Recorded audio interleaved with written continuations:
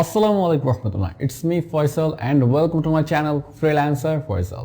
তো আজকে আমি একটা দারুণ টপিক শেয়ার করব, সেটা হচ্ছে যে মোবাইল থেকে মোবাইলের কিবোর্ডটাকে কিভাবে শর্টকাট ব্যবহার করতে পারি। সো মোবাইলের শর্টকাট কিবোর্ড ব্যবহার করে আমরা আমাদের মোবাইল চালানোর লাইফস্টাইলটাকে আরও ইফেক্টিভ প্লাস প্রোডাক্টিভ করতে পারি। তো আজকে ভিডিওটি থাকছে সম্পূর্ণটাই তো কিভাবে আমরা মোবাইলের কিবোর্ডটাকে শর্টকাটে ব্যবহার করতে পারি। এর আগে আমি ভিডিও আপলোড করেছিলাম যেখানে আমি আপনাদের মধ্যে দেখানোর চেষ্টা করেছি যে কম্পিউটারের কিগুলো বা কম্পিউটারে কোন কিগুলো শর্টকাট কি, এবং সেটা এক্সপ্লেন করেছি যে এই কি প্রেস করলে এইটা হবে, এই কি প্রেস করলে এইটা হবে। তো আপনি যদি সেই ভিডিও না দেখে থাকেন, যদিও ভিডিওটা অনেক লম্বা হয়েছে কারণ সেখানে আমি প্রায় 25টার মতো শর্টকাট কি আপনাদের মাঝে দেখানোর চেষ্টা করেছি। আপনার যদি সেইগুলো জানা থাকে তাহলে আপনার কাজ অনেক ফাস্ট আপনার হয়ে যাবে। আপনি দেখবেন যাতে বুঝতেও পারবেন যে আপনার কাজগুলো কত দ্রুত আপনি আগাতে পারছেন। তো এই শর্টকাট কিগুলো কিন্তু এই ক্ষেত্রে অনেক উপকার হয়ে থাকে। তো আপনি না দেখে থাকেন ওই ভিডিওটি অবশ্যই দেখে নেবেন।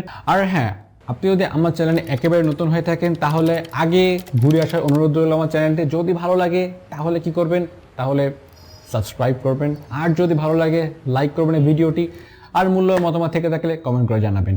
তো শুরু করছি আজকে টিউটোরিয়ালটি। So let's get started with the video. Okay, তো আমরা কম্পিউটারে তো জানি যে শর্টকাট কি ব্যবহার করা যায়, তো মোবাইলও কিভাবে ব্যবহার করা যায় সেটি আমরা আজ থেকে জানা শুরু করব। তো এখানে আমি আজকে 5টা টিপস শেয়ার করছি। আপনার কোন টিপসটি সবথেকে বেশি ভালো লাগছে, ভালো লেগেছে অবশ্যই এটা কমেন্ট করে জানাবেন।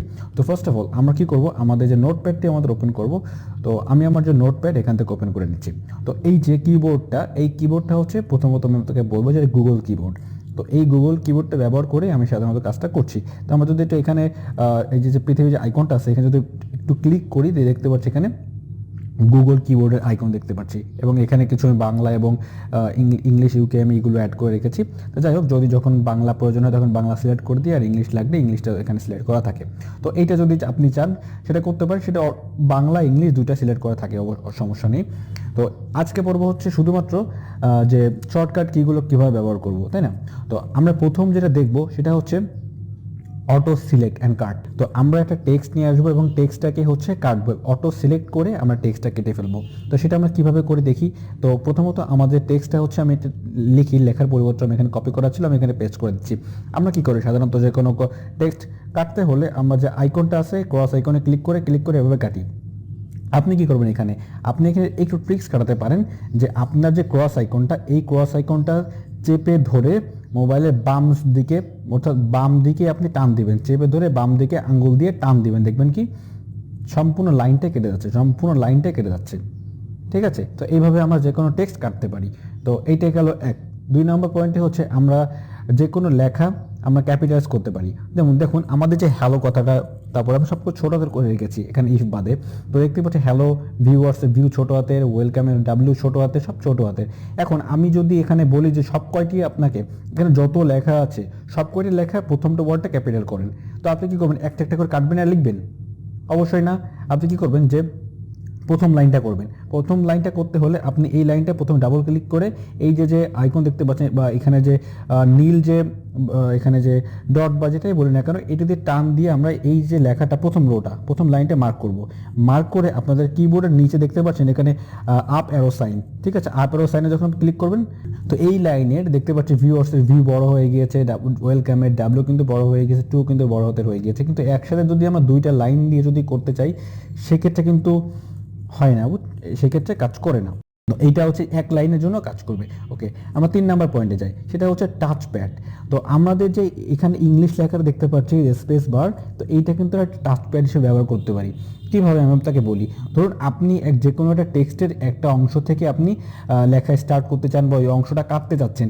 এখন আপনি কি করেন যে ক্লিক করেন, এখান থেকে স্পেসিফিকভাবে ক্লিক করেন। মাঝে মাঝে হয় কি ডি পেছনে আপনি যাচ্ছেন, আই এর কাছে আপনার কাজটাটি রাখতে আপনি যাচ্ছেন না, কিন্তু আপনার ক্লিক পড়েছে ডি এর আশেপাশে। তো আপনি চাইলে কিন্তু স্মুথলি করতে পারেন, এখানে কিন্তু ট্রিক্স অ্যাপ্লাই করতে পারেন। আপনার কিবোর্ডের যে আপনার যে ইংলিশের যে স্পেস বারটা আছে এইটা নিয়ে আপনি যখন আপনার আঙ্গুলটা দিয়ে আপনি কি করবেন, লেফট সাইডের দিকে আপনি টান দিবেন আঙ্গুলটা। হ্যাঁ, এভাবে টান দিলে দেখবেন কি এক একটা করে কিন্তু সে ঠিকঠাক পজিশনের মতো চলে যাচ্ছে। এইভাবে কিন্তু আপনি চাইলে আপনার যে কোনো স্পেসিফিক ওয়ার্ডে বলুন, সেন্টেন্সে বলুন, আপনি চাইলে কিন্তু যেতে পারেন। তাহলে আপনি স্মুথলি যেতে পারছেন। আপনি এইভাবে ক্লিক করে করে করে কিন্তু আপনার কষ্ট করে খোঁজা লাগতেছে না।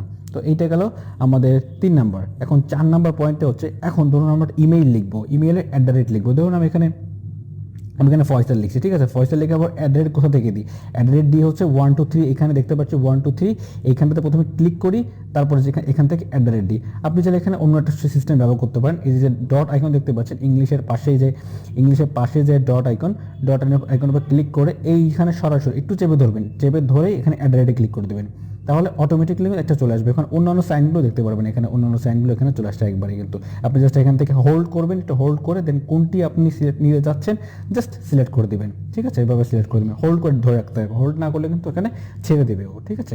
তো এইটা গেল 4 নাম্বার। তো 5 নাম্বার হচ্ছে ক্লিপবোর্ড। তো ক্লিপবোর্ড হচ্ছে আমরা চাইলে যে কোনো লেখা আমার কপি করা থাকলে সেই লেখাগুলো পরবর্তীতে কিন্তু আবার আমার লেখা লাগবে না, ওইটা যদি চাই আমরা ফিরিয়ে আনতে পারি, অথবা ক্লিপবোর্ড সেভ থাকে। দেখতে পাচ্ছেন এখানে জিআইএফ এর পাশে এখানে ক্লিপবোর্ড আইকন আছে, ক্লিপবোর্ড আইকনে ক্লিক করলে এখানে যত লেখা আমি সেভ করেছি সবগুলো কিন্তু শো করছে। তো এই লেখাটা আমি ক্লিক করলে এই লেখাটা কিন্তু এখানে চলে আসবে, ঠিক আছে। তো এইটা যদি কাজ করবে তখনই যখন আপনার যে কোনো লেখা কপি করা থাকবে। তো আশা করছি এটা বুঝতে পেরেছেন। এই 5টা ট্রিক্স আপনাদের মাঝে শেয়ার করলাম। যদি আপনাদের আরও লাগে বা আরও আপনি চান, তাহলে সেক্ষেত্রে কিন্তু আমি আপনাদের জন্য আরও একটি ভিডিও তৈরি করতে পারি এবং আরও ট্রিক্স আপনাদের মাঝে শেয়ার করতে পারি। তো এর মধ্যে কোনটা আপনার সবথেকে বেশি ভালো লেগেছে অবশ্যই আমাকে কমেন্ট করে জানাবেন, এবং কোনটা আপনি জানেন কোনটা আপনি জানেন না সেটা অবশ্যই আপনি জানিয়ে দেবেন। আর ভালো লাগলে কি করবেন, একটা লাইক দিবেন আর সাবস্ক্রাইব করবেন, এইটুকুই। তো লাইক করবেন, সাবস্ক্রাইব করবেন, ওকে। তো এই ছিল আজকের টিউটোরিয়ালটি। আশা করছি আপনাদের ভালো লেগেছে। যদি ভালো লেগে থাকে অবশ্যই লাইক করবেন, আর যদি মূল্যবান মতামত থেকে অবশ্যই কমেন্ট করে জানাবেন। তো আজকে ভিডিওটি পর্যন্ত, পরবর্তী ভিডিও দেখার জন্য আমন্ত্রণ রয়েছে। সে পর্যন্ত স্টে কুল, স্টে সেফ। আসসালামু আলাইকুম রহমতুল্লাহ।